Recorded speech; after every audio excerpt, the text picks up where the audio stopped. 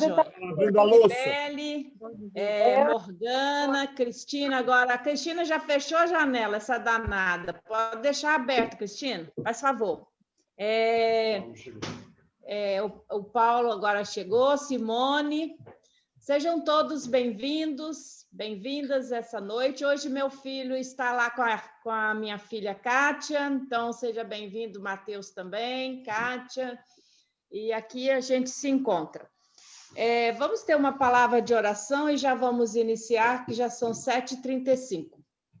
Bondoso Deus, nós te louvamos e te agradecemos por este dia e te agradecemos por esta oportunidade de estudarmos a tua palavra junto aqui, Senhor, com um grupo de irmãs e irmãos queridos nossos, companheiros de longas jornadas e outros de curta, mas te damos graças por esta oportunidade. E neste dia, que também é o dia de ação de graças, queremos lembrar das muitas e muitas bênçãos que recebemos de tuas mãos e desde já queremos agradecer.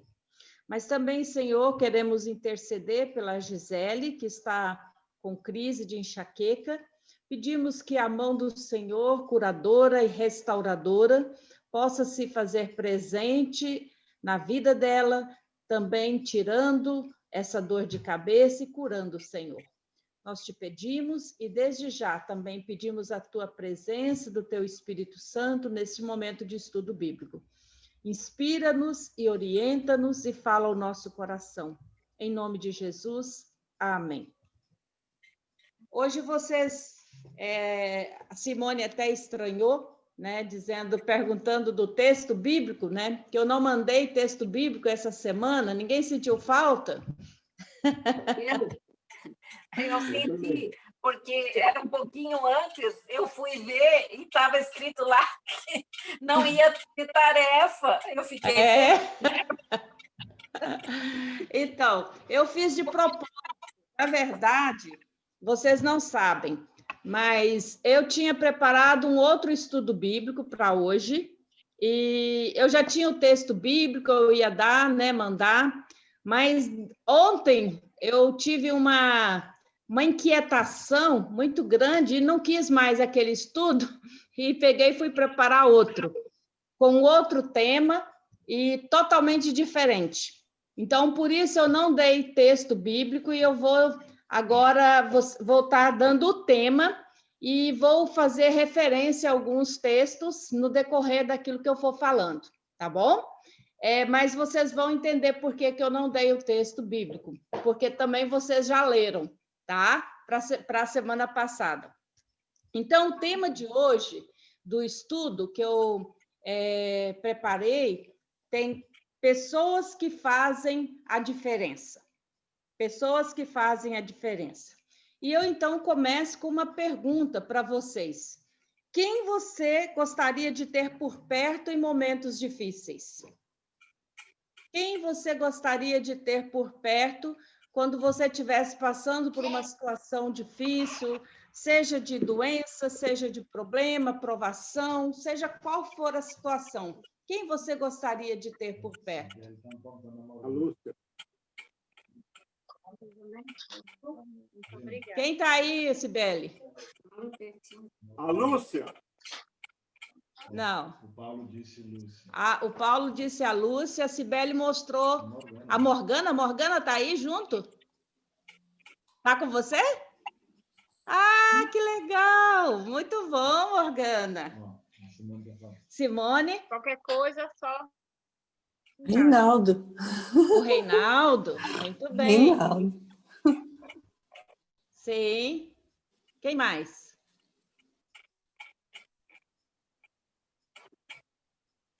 Quem, mãe? Eu gostaria de ter minha mãe por perto. A Morgana? Fala mais alto, Morgana. Não estou te ouvindo. Espera aí. Tá ouvindo? Agora sim. Por causa do eco.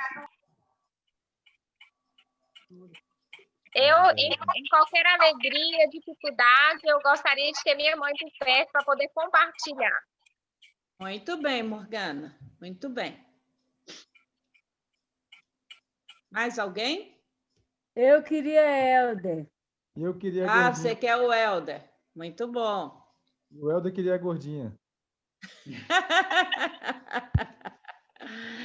Então, eu também coloquei, né, pensei, e nos momentos difíceis, né, que a gente passa dentro da nossa família, uma das coisas que eu também gostaria de ter por perto é o meu esposo e os meus filhos, né? Minhas filhas e meu filho, para mim, também são pessoas e me auxiliam muito, né? Me chama muitas vezes a razão quando eu estou muito chateada, ou algum ponto de vista que eu coloco e às vezes eles me fazem ver de uma outra forma, né? Me dão uma sustentação, né, muito grande nas horas difíceis. Mas tem pessoas que eu também gostaria de ter por perto, que são pessoas amigas, né? Que pessoas que a gente constrói amizade também ao longo da caminhada. Às vezes a gente não quer pesar os nossos filhos, né, com um problema, com uma situação que tá doendo no nosso coração, e às vezes ter uma pessoa fora, né, do nosso ciclo familiar também é importante, que também nos escuta, né, nos faz ver a situação de uma forma diferente. Então, as amizades, né, as amigas e os amigos que nós cultivamos ao longo da vida, essas pessoas são muito importantes. Eu gostaria de ter comigo, né, nos momentos difíceis. Hoje nós estamos vivendo, né, no mundo todo, não só no Brasil, um momento muito difícil. Com a pandemia, muitas pessoas passaram a trabalhar em casa. O tão sonhado home office, que para muitos, né, era uma bênção ter pessoas, poder trabalhar dentro de casa, hoje passou a ser uma fonte de estresse, de ansiedade e de conflitos. Hoje a nossa casa, né, a nossa sala virou escritório, os nossos quartos viraram salas de aula, de estudo e salas de trabalho, como se fosse um escritório de trabalho. As mães, né, têm que estar acompanhando, eu vejo aqui a Josi é uma, a Edilene não está aqui, é outra, mas Marli também. São várias mães que têm que estar acompanhando os filhos pequenos nas tarefas da escola, né, aula online. As crianças pequenas, a gente sabe que não conseguem fixar muito tempo numa matéria, elas precisam sempre, de novo, ter alguém ali motivando, chamando, porque senão elas desistem. Então, tudo se misturou. A nossa casa, que precisava ter aquela fronteira entre o nosso espaço de trabalho e o espaço do nosso lar, tudo se misturou. E nós não temos mais essa fronteira, que é o ambiente de trabalho e o ambiente do nosso lar, né? Então, tudo se misturou, gerando ambiente de estresse e conflitos. Também nessa pandemia, hoje mesmo eu tive uma médica e ela estava me falando, né, que nessa pandemia muitos divórcios, né, aconteceram entre casais por conta das dificuldades de relacionamento e os conflitos existentes entre as pessoas que convivem agora por um longo tempo no mesmo ambiente. E esses dias, né, eu fui questionada, então, voltando, né, ao que eu estava falando, um ambiente que antes era sonhado e visto como bênção, hoje tem virado uma situação muito conflitante, muito difícil. Esses dias eu fui questionada, né, pelo meu filho, Matheus, e minhas filhas, vez ou outra, também falam, né, sobre a questão do nosso trabalho, né, de que a nossa casa, às vezes, acaba sendo um espaço onde a gente traz muito as coisas do nosso trabalho para o ambiente familiar. E, às vezes, quando a gente percebe, às vezes nós nem percebemos, principalmente Klaus e eu, que a gente sempre acaba trabalhando dentro de casa, a nossa vida inteira a gente teve essa mistura, né, esse trabalho dentro de casa. Quando a gente está trazendo, né, os problemas do trabalho, da igreja, as dificuldades, nós estamos trazendo também para o nosso ambiente familiar.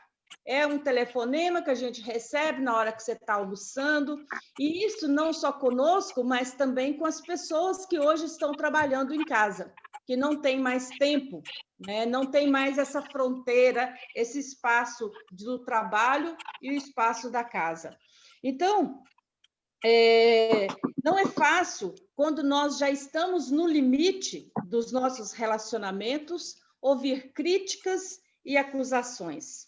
E quando estamos juntos por muitos dias juntos, é normal também que aconteça conflitos e estresse. E nessas horas é muito importante nós nos cercarmos de pessoas que fazem a diferença na nossa vida. Quando nos sentimos fracos, sem valor, alguém que chega para nós e nos mostra o nosso valor e nos faz ver que nós fazemos diferença na vida deles e delas. Alguém que tem a mesma fé que nós temos, alguém que lembra a nossa força, de que somos fortes e de onde vem a nossa força. Então, é muito importante a gente ter também dentro da nossa casa esse ambiente também de paz. Muitas vezes o ambiente acaba se tornando um ambiente de conflito e nós não gostaríamos, nós que somos mulheres, também nós que somos cristãs e cristãos, nós queremos sempre que o nosso lar seja um espaço de tranquilidade, um espaço harmonioso, um espaço de paz. E, às vezes, com essa pandemia, às vezes tem ocorrido também muitas dificuldades e muitas situações limites, onde nós precisamos sempre buscar em Deus a força, o equilíbrio emocional. E aí eu quero lembrar a vocês, na semana passada, eu achei até importante a Emily, acho que foi a Emily que mandou um recado, né, que depois do estudo de Daniel, da amizade, que ela lembrou da amizade da Kátia, né, que ela tem desde 1 ano e 7 meses, né? Isso é tão bacana, né? A gente poder construir amizades que duram pela vida. E eu quero lembrar a amizade, por isso eu não dei o texto, viu, Emily? O texto bíblico, porque eu estou lembrando aqui a amizade de Daniel, Sadraque, Mesaque e Abdinego. E na semana passada eu falei sobre Daniel e seus amigos. A maneira como eles se comportaram em relação à comida e às outras coisas, e a sua fidelidade a Deus e na sua fé. Eles mantiveram, porque eles também, acima de tudo, a fidelidade deles era a Deus, mas eles tinham uns aos outros. Daniel não estava sozinho. Daniel tinha Sadraque, Mesaque e Abednego. Então, eram 4. E quando a gente está sozinho, é como se fosse uma árvore exposta a muitos vendavais. E ela é muito fácil de ser derrubada. Mas quando ela tem outras pessoas que auxiliam, né, que estão por perto, aí quando um começa a se abater, o outro vem para levantar. Então, em relação à comida, em relação à fé, eles não conseguiriam fazer tudo que Daniel e esses amigos se prontificaram a fazer, não conseguiriam se não tivesse a ajuda uns dos outros. Em todas as coisas, eles puderam suportar as adversidades, porque eles tinham suporte de um ao outro, que eram o suporte, cada um era o suporte do outro. Em Daniel 2, capítulo 2, versículos 17 e 18, Daniel, quando foi confrontado com relação ao sonho de Nabucodonosor, quando ele soube que todos os sábios seriam mortos porque não conseguiam interpretar o sonho de Nabucodonosor e também ter a visão do sonho, porque ele não contou o sonho, Daniel pediu aos seus amigos para orarem junto com ele. E a oração deles, junto com Daniel, fez... Ixi, o que aconteceu? Fez com que Deus ouvisse a oração deles. E não só ouvisse, mas deu a Daniel a visão do sonho e a interpretação do sonho. Então, nas horas difíceis, é muito importante a gente ter verdadeiros amigos. Os verdadeiros amigos não nos abandonam nas horas difíceis. Os verdadeiros amigos também não nos enganam a respeito de nós mesmos. Eles nos corrigem quando nós estamos errados. A diferença é que a correção de um bom amigo, ela é feita com amor. Por isso, a gente tem muito mais facilidade de aceitar uma correção feita em amor do que uma verdade dita de uma forma dura, né? De uma forma grossa. Por isso, o apóstolo Paulo, ele já dizia aos irmãos, quando ele escrevia as cartas, né, para exortar uns aos outros, mas em amor. Corrigir aqueles que estavam fracos em amor. Porque o amor, ele cobre multidão de pecados. O amor cobre multidão de pecados. Quando a gente esfrega na cara das pessoas os seus erros, elas têm muito mais dificuldade de nos ouvir. Vai pegar raiva ou ira, né? Vão sentir magoados. Mas quando nós falamos com carinho, com amor, é muito mais fácil a pessoa nos ouvir. Por isso, às vezes, dentro da família, muitas vezes, por nós termos tanta intimidade, conhecer tanto um ao outro, às vezes a gente fala de forma sem exercer, né? De forma tão bíblica, né? Como o apóstolo Paulo fala, da correção em amor, de falar em amor. A importância da gente falar com o outro, mesmo as coisas erradas, mas corrigir em amor. Corrigir o irmão faltoso em amor. Hoje nós temos falta de pessoas que exercem esta palavra pastoral com amor. Certa vez, eu fazia parte da comissão ministerial e eu tinha que avaliar um pastor, um colega meu. Colega esse que havia entrado um ano depois de mim. A gente começou a estudar em Belo Horizonte, eu estudei 2 anos em Belo Horizonte e 2 anos em São Paulo e 1 ano no Rio Grande do Sul. Quando me formei e fui trabalhar como pastora, durante alguns anos eu fiz parte da comissão ministerial e era também alguém que era responsável por um distrito. Eu fui designada, então, a avaliar esse colega meu que tinha morado na mesma república, que tínhamos estudado junto, né, em São Paulo, víamos todos os dias. E quando eu fui presidir a assembleia da igreja, eu me senti muito desconcertada, porque havia graves acusações e denúncias contra esse colega. E eu sozinha ali para avaliar e para ouvir, e também para levar nota da minha avaliação para a comissão que eu representava.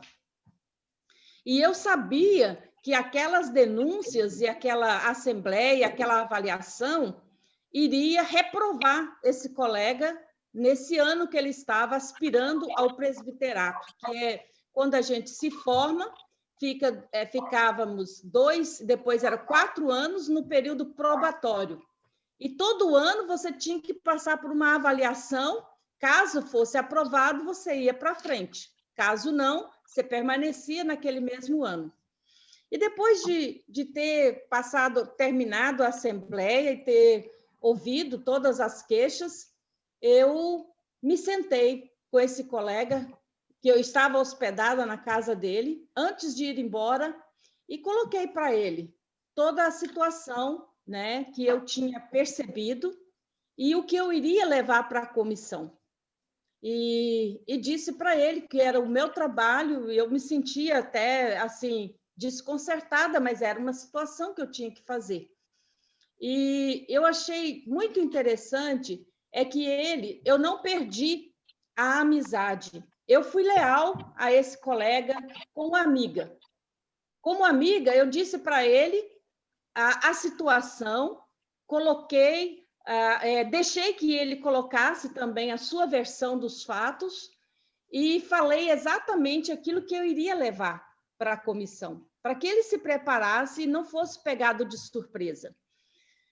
Era algo que acontecia muito nas comissões, é que eles não falavam para o candidato e a pessoa muitas vezes se era pega de surpresa. E eu tive uma colega que ela desistiu do pastorado por conta de uma avaliação onde ela se sentiu traída, né? Desconsiderada. Então, acabou desistindo, indo para uma outra profissão. Mas eu achei interessante que eu não queria agir daquela forma. Então, eu queria fazer meu trabalho com ética, com seriedade, mas, ao mesmo tempo, também falar com amor com esse colega. E foi interessante que eu preservei essa lealdade e fiz o meu trabalho com ética e conservamos a amizade. Ele agradeceu muito por ter colocado isso para ele. Aí eu vou para um outro tópico agora, que é fazer a coisa certa. Fazer a coisa certa. Nem sempre, quando nós dispomos de fazer a coisa certa, nós temos certeza de que realmente vai dar certo. Eu, por exemplo, poderia ter perdido a amizade do meu colega se ele levasse para uma outra direção aquela avaliação. Por outro lado, às vezes nem sempre fazer o certo significa que tudo vai dar certo. Às vezes a gente pode ter uma atitude certa, mas nem sempre no final as coisas vão dar certo exatamente porque nós fizemos o certo. Vocês estão entendendo? Vou voltar ao texto. Quando os amigos de Daniel foram confrontados com a estátua do rei Nabucodonosor, de 27 metros de altura, e eles tinham que se ajoelhar e adorar aquela estátua, eles não fizeram. Por que eles não fizeram?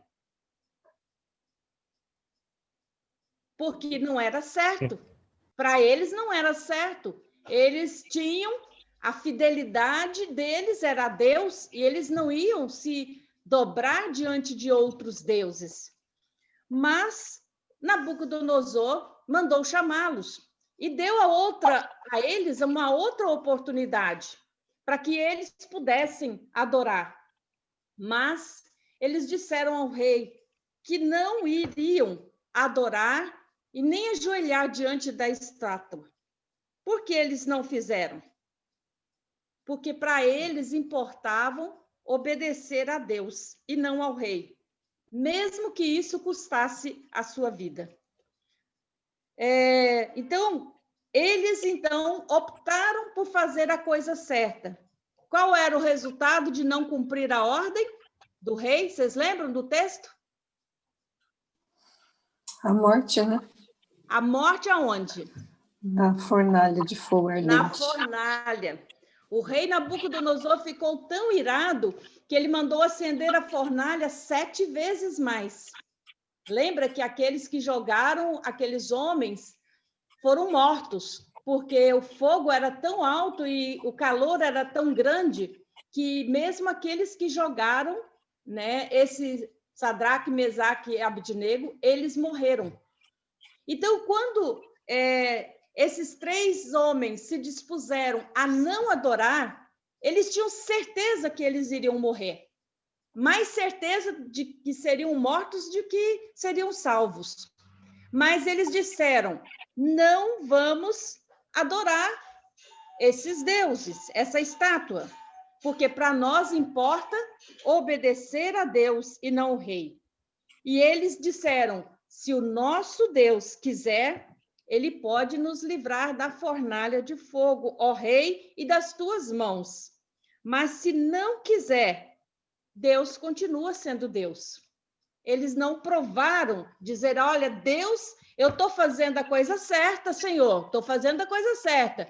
Não vou adorar outros deuses. O Senhor tem a obrigação de me salvar. Não, eles não fizeram isso. A gente escuta alguns pregadores hoje dizendo dessa forma, achando que Deus tem obrigação de fazer algo quando você faz certas coisas, quando você se sacrifica, faz uma campanha assim, um assado.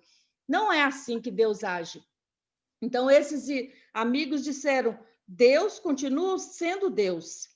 Eles não tinham certeza de nada. Na verdade, era mais possível que eles morressem, mas optaram por fazer a coisa certa. Deus o salvou da mão de Nabucodonosor e o salvou da fornalha de fogo. Mas percebem que eles optaram por fazer a coisa certa. Pessoas que fazem a diferença no reino de Deus não fazem o que fazem porque acreditam que vai dar tudo certo, mas fazem porque sabem que é o certo. Entenderam? Eu vou repetir.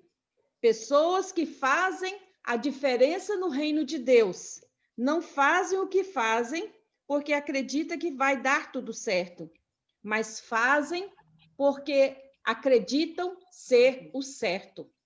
Então, independente de se Deus vai me livrar ou não, o certo é não adorar outros deuses. O certo é obedecer a Deus. O certo é manter-se fiel a Deus. Com essa certeza, esses jovens pensavam o seguinte: se vamos abrir mão de nossos valores, se vamos abrir mão de nossa identidade, de quem somos, se vamos ficar vivos à custa do abandono da nossa fé, às custas da nossa consciência, nós vamos preservar a nossa vida? Que vida nós estamos preservando? Que vida nós estamos preservando? Vamos ficar vivos à custa da covardia? Vamos ficar vivos à custa da infidelidade a Deus? Vamos nos olhar no espelho e vamos nos perguntar: quem somos? Somos filhos de Deus? Fiéis a Deus? Ou somos covardes, infiéis, que diante da dificuldade nós já desistimos? Esses jovens não fizeram isso. Eles preferiram a vida, o sacrifício da vontade deles, do que sacrificar o seu caráter, a sua dignidade. Quando nós olhamos no espelho, nós vemos quem? Temos orgulho daquilo que nós vemos? Vemos realmente aquela pessoa que é a imagem e semelhança de Deus, que tem um caráter cristão? Esses jovens não traíram a sua fé, nem os valores que eles receberam na sua educação, na sua família. Eles tinham um caráter irreparável. Sua fidelidade a Deus não seria barganhada com outros deuses, mesmo que isso custasse as suas vidas. Veja isso, gente, quão profundo é isso, né? Quando a gente tem essa dimensão daquilo que esses rapazes fizeram. Agora eu lembro de um outro texto que vocês também conhecem muito bem desde o culto infantil. Quando Davi viu o exército de Saul sendo humilhado e afrontado pelo gigante Golias e pelos filisteus, e que ninguém tinha coragem de sair para lutar contra esse gigante, contra esses filisteus, onde ele humilhava não só o exército de Israel, mas também humilhava por serem também tementes a Deus. Ninguém tinha coragem de ir enfrentar Golias, mas Davi se colocou à disposição. E ele disse em nome de quem ele iria contra o Golias, o gigante Golias. Para Davi, que era um adolescente na época, importava obedecer a Deus. Quando Saul mandou chamar Davi porque ele foi o único que se colocou à disposição para lutar contra o gigante, Saul quis colocar a sua própria armadura em Davi. E qual não foi a surpresa, né? Davi não conseguiu nem andar com a armadura de Saul. Mas ele tirou tudo aquilo que não era dele. E ele falou com o rei, eu vou com aquilo que eu sempre lutei, que era para defender o meu rebanho, para defender as minhas ovelhas. Eu joguei uma pedra, eu defendi minhas ovelhas de um leão, matei um urso, e Deus me livrou do leão, e Deus me livrou do urso. E é em nome desse Deus que eu vou até Golias. E olha só, Golias ridicularizou Davi, falou que, por acaso, se ele era cachorro, para que ele fosse até ele com paus e pedras. Mas Davi fala, eu vou a ti, em nome do Senhor Deus dos exércitos. E foi em nome desse Deus que Deus deu a vitória a Davi. Deu a vitória ao exército de Israel, porque alguém resolveu desafiar e alguém teve a coragem de agir em nome de Deus. Então, Davi não se apoiou nas armas, mas ele apoiou na sua fé, na fé que ele tinha em Deus. E no livro de 2 Samuel, capítulo 23, eu não sei quanto tempo ainda tem. Ixi, tem 3 minutos. Vamos ver se dá tempo. Se não der, a gente volta depois. E no livro de 2 Samuel, capítulo 23, nunca tinha escutado, mas nas últimas palavras de Davi elogia vários valentes que lutaram com ele. Não quero que você ponha o texto agora não, Cláudia, porque eu acho que não vai dar tempo. Davi, então, ele fala lá, ele vai discorrendo a respeito dos homens que estiveram com ele quando ele estava fugindo de Saul. Vocês sabem que Davi foi perseguido injustamente por Saul. Ele teve a oportunidade várias vezes de matar Saul, ele não fez, porque ele temia Deus. Mas Saul perseguia Davi para matar, porque ele temia Davi, que Davi iria tomar o seu lugar. Acontece, então, quando Davi está escondido de Saul, e várias pessoas, vários homens miseráveis, pobres, que também se sentiam injustiçados por Saul, foram se encontrar com Davi e formaram esse exército de pessoas pobres, miseráveis, mas que acreditavam naquilo que Davi falava, tinha esperança e na fé que Davi tinha em Deus. E nas palavras desses homens, Davi destaca 3 homens valentes que para ele fez diferença na vida dele. E um dos homens, o primeiro, ele fala que quando o exército de Israel fugiu, um dos homens dele, um dos seus valentes, lutou com a espada contra 800 filisteus e matou 800 filisteus. O outro, ele cita também um outro homem, acho que é Eliasabe, que lutou com a sua espada. E ele lutava, enquanto os outros fugiam, ele lutava sem parar, até que as suas mãos feriram o sangue misturava junto com a espada, mas ele não parava de lutar. E Deus deu o livramento para Davi e para aqueles homens por conta daqueles homens que foram fiéis, que não abandonaram Davi nas horas difíceis, nas horas das lutas. E assim, Davi, então, escondido na fortaleza ali das tropas dos filisteus, que estavam cercando Belém. Belém estava sitiada e toda cercada pelos filisteus. Davi, então, suspirou. Lá no versículo 15, ele estava cansado e ali, eu acho que naquele calor grande, ele sentiu um desejo. Olha só, ele suspirou e disse: quem dera eu pudesse tomar um pouco da água do poço de Belém. E aí, ele não falou nada e não pediu nada. Mas 3 daqueles valentes saíram dali, daquela caverna, sem que Davi percebesse. Imagino que um olhou para o outro e eles tinham um amor muito grande por Davi, um respeito muito grande. Por isso eu digo a questão das pessoas que amam a gente, que gostam e que faz as coisas por amor, que não importa o sacrifício que tenha.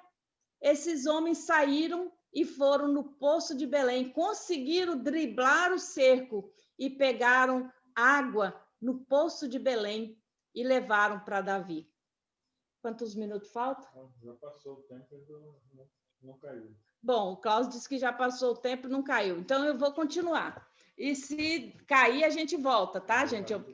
Eu mando o link. Então, o que eu acho interessante, sabe o que acontece?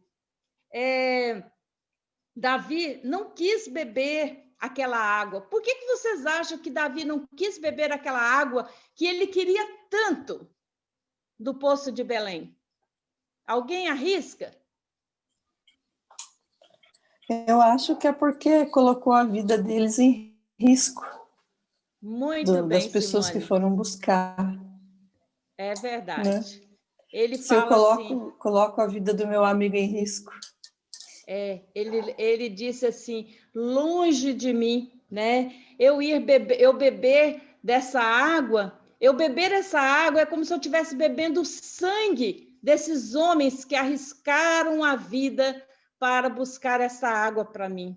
O que eles fizeram foi algo tão extraordinário, tão maravilhoso, tão generoso, de uma grandeza tão grande, que ninguém pediu. Davi podia ter pedido, ele não pediu, não exigiu, né? Como alguns líderes religiosos hoje exigem sacrifícios das pessoas, que tem que dar isso e tem que dar aquilo, eu mereço, né? Eu mereço ter isso, eu mereço ter o melhor. Não, Davi não exigiu nada, mas ele recebeu esta água como algo sagrado, como algo que foi feito não para ele, mas foi feito para Deus. Esses homens arriscaram a sua vida para dar a Davi algo que ele queria tanto. E Davi pegou aquela água e ofereceu a Deus. Ele não bebeu, ele ofereceu como um sacrifício a Deus. Veja que coisa linda, gente. Então, foram as últimas palavras de Davi, era ressaltando esses homens valentes que a gente nunca viu falar o nome, a não ser nesse momento que a gente vai escutar. Mas Davi coloca a importância de termos pessoas que fazem diferença na nossa vida. Por isso eu digo o tema de hoje, pessoas que fazem diferença. Então, quantas pessoas Deus coloca em nossas vidas para nos abençoar? O livro de Provérbios 18, versículo 24, diz: há amigos mais chegados que irmãos.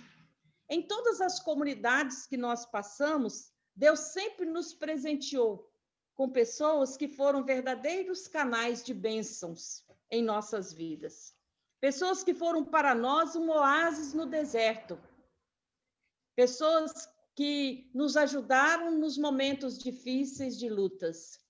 Quando nossos filhos e a gente para, às vezes, em alguns dias que estamos todos em casa, a gente recorda de famílias, né, em Uberlândia, que após o culto, né, chamava os meninos, quando a gente via, eles já estavam dentro do carro, ligava para nós, já quase chegando na pizzaria, e dizendo assim, mãe, pai, quando terminar de fechar a igreja, vem encontrar com nós aqui, a gente está na pizzaria com Gaspar e com a Clotilde.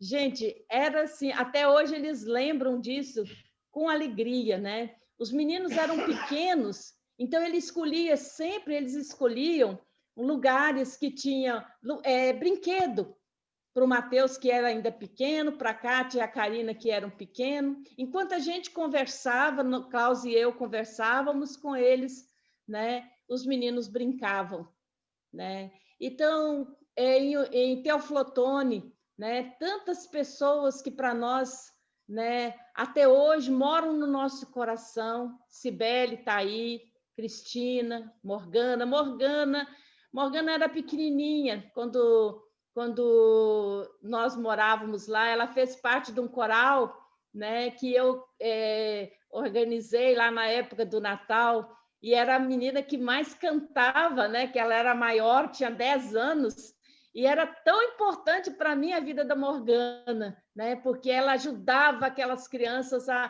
cantar mais forte, né? E hoje a Morgana é uma mulher casada, né? Cibele aí já é até vovó, Cristina, que está aqui, né? Emily, como eu já falei, que desde 1 ano e 7 meses, né? A gente caminha junto, né? Eu e Cristina com Kátia, e depois Karina, que Kátia tomava conta e levava junto para a casa da Cristina, Emily que ia para a nossa casa, Gisele e Helder, Alfredo, né? Pessoas que nós carregamos no nosso coração e que hoje, né, temos essa oportunidade de estarmos juntos aqui também, vendo mais vezes através do estudo bíblico. Mas aqui em Ferraz, né? Aqui em Ferraz nós temos tantas pessoas também que são bênçãos na nossa vida. Temos a Simone, temos a Josiane, temos a Marli, temos a Maristela, temos a Edilene, que não está aqui hoje, o Paulo e a Dinorá, tantas e tantas outras pessoas que também fazem diferença na nossa vida, no nosso trabalho. Lúcia e Paulo, que a gente conheceu só virtualmente, né, Lúcia? Mas parece que a gente já se conhece há mais tempo. E como é bom a gente poder falar, né, e trazer assim essas memórias vivas, né, que a gente traz no coração. Eu hoje também tenho pessoas em Colatina que também marcaram muito e fizeram muita diferença na minha vida, na vida do Klaus, na nossa vida. Então, há amigos mais chegados que irmãos. Amigo a gente escolhe, né? Quer dizer, irmão não. Irmão a gente ganha de presente, mas amigos a gente escolhe. E há amigos mais chegados que irmãos. E Deus sempre nos presenteou com muitos amigos e com muitas pessoas que foram verdadeiros canais de bênçãos nas nossas vidas. Pessoas que foram para nós um oásis no deserto. Enfrentamos lutas? Sim, muitas. Aflições? Também, muitas. Decepção? Também, muitas. Traição? Também. Mas nos sentimos cercados por muitos Sadraque, Misaque e Daniel e Abidnego. Também pessoas que lutaram conosco e lutaram por nós. Por todas essas pessoas, eu sou muito grata a Deus.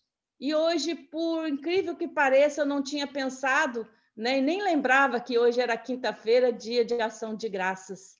Mas é engraçado que esse texto, esse estudo, eu preparei de última hora porque eu estava me sentindo incomodada. Na verdade, nem era eu que ia dar o estudo hoje, era o Klaus. Mas como ele estava mais apertado do que eu, então eu acabei retomando. E eu quero agradecer também a cada pessoa que também tem sido esse canal de bênção na minha vida, na vida do Klaus, na nossa família. Também eu quero ser, para as pessoas que me cercam, onde eu estou, uma pessoa que faz diferença. Eu gostaria muito de ser essa pessoa que faz diferença. Eu quero ser para o meu esposo, para o meu cônjuge, alguém que faz diferença na vida dele. Eu sei que muitas vezes reclamamos, chateamos por poucas coisas, negligenciamos aquilo que realmente importa, mas eu quero também ser para os meus filhos, as minhas filhas e para o meu filho, uma mãe presente que faz a diferença na vida deles.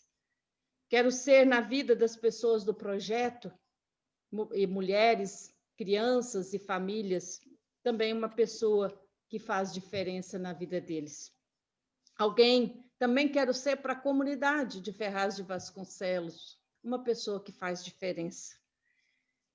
Eu tenho algumas amigas e irmãs em Cristo que faz diferença na minha vida, na nossa vida, que são pessoas que são como um bálsamo, que você está tão seca, né? Precisando, e às vezes chegam na nossa vida como um aroma suave, como algo que renova as nossas forças. Às vezes vocês nem imaginam, né? Que tem dia que às vezes uma palavra no WhatsApp, às vezes uma frase, um gesto, pequeno que seja, mas também faz diferença na nossa vida. Pessoas que fazem a diferença não desistem quando começa a doer.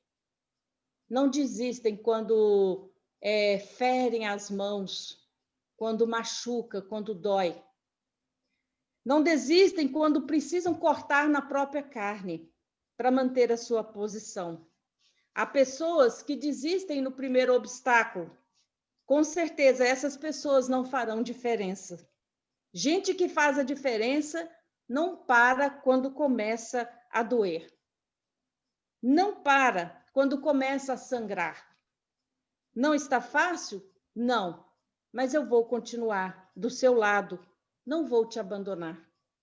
Gente que faz a diferença não é movida pela obrigação, e sim pelo coração, pela paixão. Está no seu coração ser o que são. Não fazem porque outros mandaram fazer. Como é bom você ver pessoas movidas pela paixão. Foi o que esses homens fizeram para Davi. Buscaram água para o seu líder, movida por uma paixão, movida por um amor muito grande. Não era obrigação deles, mas fizeram por amor. Foram movidos por paixão. Pessoas que fazem diferença são movidas pela paixão, pelo amor, não desistem diante das lutas, não desistem diante das dificuldades. A postura de Davi diante da água, isso que vocês fizeram, não é para mim, é para Deus. Isso que vocês fizeram se reveste de uma grandeza que é tão extraordinário que eu não posso negligenciar aquilo que vocês fizeram. Não posso beber dessa água. Ela é sagrada demais. Quando somos movidos pela paixão, pelo amor, nenhum sacrifício é pesado demais. Meu filho Mateus e minhas filhas, quando me veem muito cansadas por querer fazer muitas coisas para eles, ou quando eles já estão muito ocupados, não podem me ajudar, fico cansada? Fico sim, muitas vezes. Mas me sinto feliz em fazer algo que eles gostam e de poder, de alguma forma, agradar, alegrar a vida deles no dia a dia. Não é sacrifício algum quando a gente faz algo por amor. Eu lembro uma vez que um dia que a Kátia, ligando para mim, estava estudando ainda antes do casamento, ela estava num sufoco tão grande, muito cansada, sem tempo para nada. Ela disse: mãe, eu não estou aguentando mais. E ela ainda tinha que cozinhar e fazer as coisas, não tinha tempo nem de fazer as coisas direito para comer. Era um dia que eu estava com muita dor, era uma segunda-feira. Eu estava com a coluna travada, com dor, tudo. Eu falei com o Klaus, Klaus, vamos no supermercado, vamos comprar as coisas. Klaus e eu fomos no supermercado, falei, você me ajuda? Eu ajudo. Klaus e eu cozinhamos o dia inteiro, fizemos diversos tipos de carne, comida, fizemos uns pacotes lá, coloquei dentro das vasilhas, peguei, era de noite já, saímos daqui umas 6h30 da noite. Era à noite, quando nós chegamos lá, eram umas 8 horas. Apertamos a campainha, a Kátia quase morreu de susto. Na casa ainda. E era eu, Matheus e Klaus, levando ali a comida para a semana. E ela ficou muito feliz com aquilo. Mas mais feliz ficou eu, por podermos oferecer algo que a gente sabia que fazia diferença para quem está numa correria tão grande e que não tem tempo para nada. Não é sacrifício. Quando a gente faz movido pelo amor, pela paixão, pela gratidão, e porque pessoas são importantes para nós. Não é sacrifício algum fazer algo assim para quem se ama. E eu gostaria de perguntar, quem você hoje escolheria para estar com você nos dias difíceis, nos dias de dificuldades? Quem seria para você um bálsamo, um oásis no teu deserto, na tua vida? Você tem uma companheira ou um companheiro de caminhada? Quem hoje, no dia de ação de graças, você gostaria de agradecer? Estou encerrando aqui, mas eu gostaria de ouvir vocês agora. Quem hoje, no dia de ação de graças, você gostaria de agradecer? Quem hoje você gostaria... Eu sei que já fiz essa pergunta no início, né? E alguns disseram que gostaria de ter o seu cônjuge, a sua filha. Mas hoje, quem você agradeceria nesse dia que faz diferença na sua vida, que é bênção na sua vida?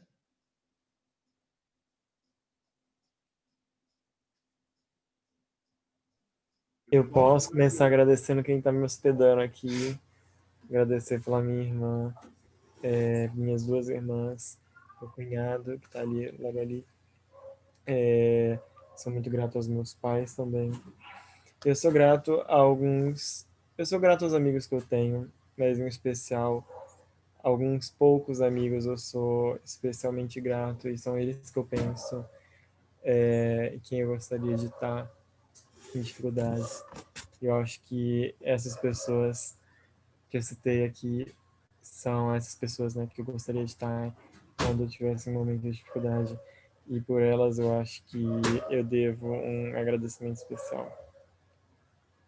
Tudo bem, Matheus. Mais alguém? Eu, Noemi. Eu Fala, agora... Marli. Deixa ela falar. Eu sou grata muito à minha filha, porque assim, é uma grande bênção e ela me ajudou muito na minha depressão, e assim, é minha parceira da vida, entendeu? Está sempre comigo, então sou muito grata. Sou grata a você, que entrou na minha vida numa fase muito difícil, eu quero levar para o resto da vida. Grata ao seu filho, grata muito a Kátia, me ajudou bastante. Quanta gratidão, porque eu me levantei muito depois que vocês entraram na minha vida. Então, gratidão para sempre. Obrigada, Marli. Muito obrigada. Josi? Eu vou fazer uma lista enorme aqui, né? Primeiramente, sou grata a Deus, né, pelas bênçãos que eu tenho recebido, assim, e ao meu esposo, por ser um parceiro, um enfermeiro, um amigo, tem se mostrado um ótimo esposo, um homem excelente, né? Um pai incrível. A minha tia também, que está aqui, me ajudando, cuidando dos meus filhos quando eu estou fora ou qualquer coisa. A senhora tanto me ensinou tanta coisa e tanto tem ajudado a mim e toda a minha família, né? A pastora tem sido uma mãe, uma madrinha incrível. A Kátia, nos meus momentos de loucura, sempre me ajuda. Um pastor, que é um pastor fantástico que cuida das suas ovelhinhas.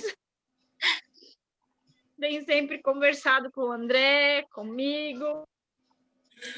Cuidam também dos meus filhos. Eu sou muito grata a Deus por todos vocês. Obrigada, Josi. Muito obrigada. Mais alguém?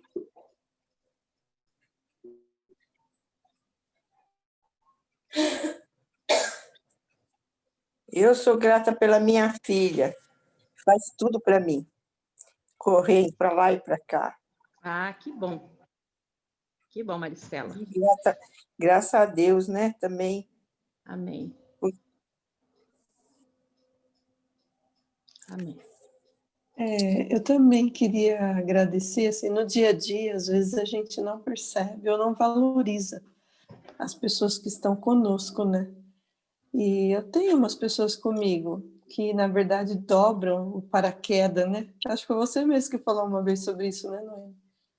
E, assim, a Rosângela, que fica comigo o dia inteiro, e a Ana, que trabalha aqui em casa. São pessoas fantásticas que eu costumo dizer que, às vezes, é a nossa mão direita e esquerda, que a gente precisa demais delas, e o dia que elas não vêm, é aí que a gente percebe como fazem falta, né? É verdade. Então, assim, elas, a minha gratidão hoje para elas que trabalham comigo. Obrigada, Simone. Ninguém mais? Eu estava até evitando falar, porque eu tenho tanta gente para agradecer, tanta gente, que a lista ela se torna... Eu vou colocar em categorias ao invés de... ao invés de nomes, mas primeiramente a Deus. Autor, consolador, absolutamente tudo para mim.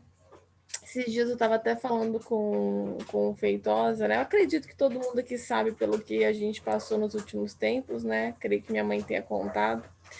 E eu estava falando para ele, eu falei, eu acho que a maior solidão do mundo deve ser ateu. Porque eu não consigo me imaginar nunca absolutamente só. Porque eu sempre sei que eu caio nos braços dele, né? Sempre sei que eu caio nos braços de Deus. Então, primeiramente, minha gratidão a Deus, minha gratidão à minha família, né? Ao meu esposo, aos meus pais, meus irmãos, que são pessoas fantásticas, aos meus amigos, e aqui eu tenho em especial a Emily ali, parceira da vida. Gratidão a todas as pessoas que confiam em mim e que eu posso confiar. E aí tem todas as mulheres do projeto, que são tão especiais na minha vida, que foi através delas que eu descobri uma das minhas maiores paixões da vida, que é a clínica, né? Até aquele momento eu não queria trabalhar com clínica. Minha mãe que falou, vai, começa esse projeto ali junto. E aí, com elas, eu descobri essa paixão que eu tenho. E eu sou muito grata. Sou muito grata aos meus pacientes. É algo que eu realmente tenho uma gratidão muito grande por confiarem em mim. Então, assim, eu acho que gratidão é uma das palavras que eu sempre estou trabalhando, até porque eu tenho muitas pessoas para agradecer constantemente. É isso. Obrigada, Kátia. Eu vou encerrando, mas eu gostaria de encerrar com uma música. Eu vou tentar cantar, porque eu acho que ela traduz um pouco o que eu sinto e que, para mim, esse estudo foi mais também pastoral, para mim mesmo. Eu fiz um estudo porque eu precisava também desse cuidado. Na verdade, eu não estava me sentindo bem, e Deus me tocou tanto e me falou muito. Através desse estudo, eu me senti também tratada, consolada e me senti melhor. E eu gostaria de cantar, então, a música que diz assim: eu vejo a glória do Senhor hoje aqui. Eu vejo a glória do Senhor hoje aqui, A sua mão, o seu poder sobre mim. Os céus abertos, hoje eu vou contemplar o amor descer neste lugar. Eu vejo a glória do Senhor hoje aqui. A sua mão, o seu poder sobre mim. Vou levantar as mãos e vou receber o seu nome. Ai, gente, errei. Os céus abertos, hoje eu vou contemplar o amor descer neste lugar. Eu quero ver agora o teu poder, a tua glória inundando meu ser. Vou levantar as mãos e vou receber, vou louvando o seu nome, porque eu sinto o Senhor me tocar. Então, que esse toque do nosso Deus e a glória dele inunde o nosso ser e ilumine a nossa vida, o nosso coração, nesta nova semana, neste final de semana. Fechemos os nossos olhos. Klaus, encerra com uma oração então curta, porque diz que já foi 1 hora, gente. Então... 10 minutos. Nosso querido Deus, nós muito te agradecemos, porque tu cuidas de nós, mas também tu cuidas de nossas amigas e amigos, familiares, todas essas pessoas que são tão importantes em nossa vida.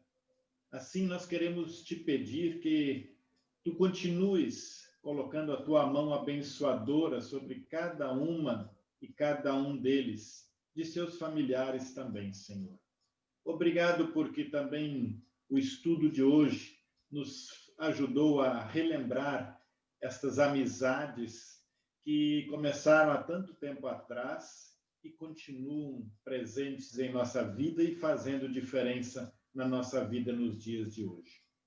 Agora te pedimos, Senhor, que tu abençoes a noite que teremos pela frente e que também nesta noite possamos descansar tanto o corpo quanto a mente e amanhã acordar novamente sob os teus cuidados. É em nome de Jesus que oramos. Amém. Amém. Vamos sair todo mundo na janelinha para tirar uma foto. Os verdadeiros amigos têm que orar para mim amanhã de manhã. Eu vou fazer prova de autoescola. Tenho que fazer baliza e estou apanhando para dedéu. Eu sei estacionar o meu carro em qualquer vaga, mas fazer baliza é outra coisa. Então, ore para mim. Amanhã, às 8 horas da manhã, estou eu lá fazendo minha provinha. Então, hoje está faltando a Silvia Carla, né? Ela não pôde estar presente, mas é alguém também que eu gostaria de dizer que é uma pessoa que muito também faz muita diferença também na minha vida, que é uma grande amiga já desde o tempo da faculdade. Cristina não está aí? Vamos, então, tirar a foto. Todo mundo sorrindo. Ô, Simone, liga a luz aí. Pronto. A Cristina acho que saiu. Ô, pastor. Opa! Saiu. A Cristina, não, peraí, volta aí. Pronto, tirou. Então tá bom. Gente, muito obrigada pela presença de todos vocês. Pastora. Oi. Deixa eu mostrar o calendário. Eu pedi que a Josi mostrasse. A gente criou aqui um hábito de fazer calendário de advento para as crianças e eu ensinei para as mulheres do projeto. Então, todo ano elas fazem e ela já terminou dela, né? Deu uma refez, né? Começa a partir do dia 1º de dezembro. Olha lá o calendário. Começa do 1 até o dia 24. Cada dia tem um presentinho para as crianças, para a criança, né, que recebe o calendário, e é uma forma dela se preparar no advento para o Natal, né? Pode colocar versículos bíblicos, pode colocar o que vocês quiserem. E eu achei legal que a Josi terminou dela agora à tarde. Tem até luzinha. E eu pedi para ela mostrar. Ela tem até luzinha, olha, ela é muito danada, né? Muito criativa. Então, é muito legal. Se vocês depois quiserem algumas dicas, e como a gente faz aqui, é bem legal fazer para os netos, viu, Cibele? Fazer para a neta. É uma forma bem legal de preparar as crianças para o Natal e contando a história do Advento, contando a história do Natal. A cada dia que vai chegando, ela vai sabendo que está ficando mais próximo. Principalmente criança que tem dificuldade com o tempo, né? De esperar o Natal. Então, o calendário de Advento é uma forma de preparar. E só pode pegar o presentinho Mas no dia certo, não é o presentão, eu pego primeiro, não. É o dia 1 no número 1, dia 5 lá no número 5, e assim por diante. E eu aprendi o calendário de Advento fazer com a minha sogra, né, que fez o primeiro calendário de Advento para a Kátia. E eu levei um sabão dela, que é quando no primeiro ano a Kátia arrancou uns 5 de uma vez, num dia só. Fui contar para minha sogra, dizendo que ela era pequenininha, né? Então, nossa, me deu um sabão que nunca mais, nunca mais eu deixei as minhas filhas, nem meu filho tirar a mais do dia certo. Então, tem que ser um cada dia, e é cada dia o dia certo. Aqui no projeto foi tão interessante que tinha criança que ia dormir depois da meia-noite só para tirar o presente do dia seguinte, ou então levantava às 6 da manhã para pegar o presente. Então, é bem legal para trabalhar com os netos, viu? E se vocês quiserem, me chame no privado que eu dou algumas dicas, tá bem? Um beijão para vocês, fiquem com Deus, tá? Um abração, obrigado. Boa noite. Fiquem com Deus. Boa noite. Boa noite. Boa noite. Boa noite.